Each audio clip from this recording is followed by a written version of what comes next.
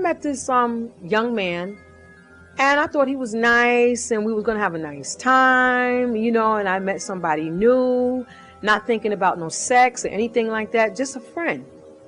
And we were walking and talking, and all of a sudden he pushed me into this abandoned building. And I looked, no chairs, just, you know, dirt on the ground, stones on the ground. And I couldn't believe this. And then he started telling me, yeah, you thought you was going to get high, huh? Sit down.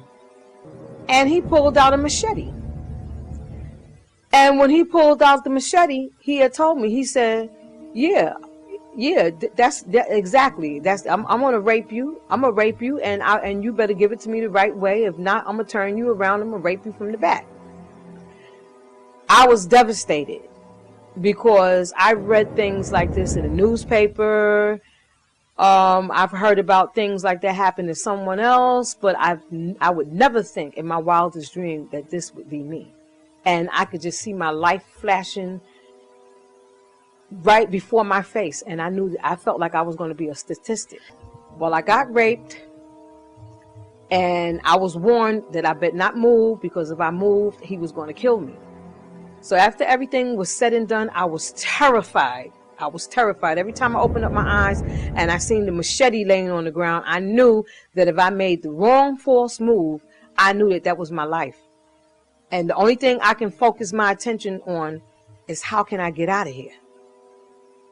And this man's personality was a whole different personality. He got up like nothing happened, left the basement, and walked out through a door that I couldn't see. And I didn't want him to think that I was going to try to escape. So I laid there all cool and quiet.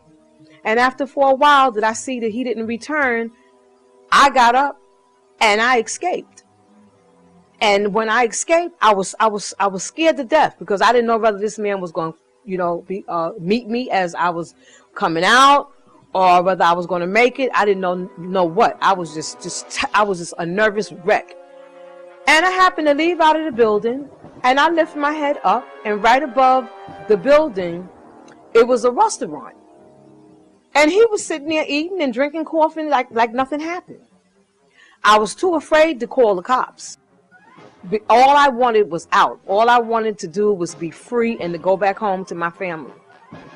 I got on the train, and for the whole train ride, I was looking behind me. Every time, you know, I would look behind me, because I was in fear, and I felt like he was behind me. He wasn't behind me, but in my mind, mentally, he was behind me. And for almost about a year or two, when I walk, I would always look behind me, because I felt like this man was following me.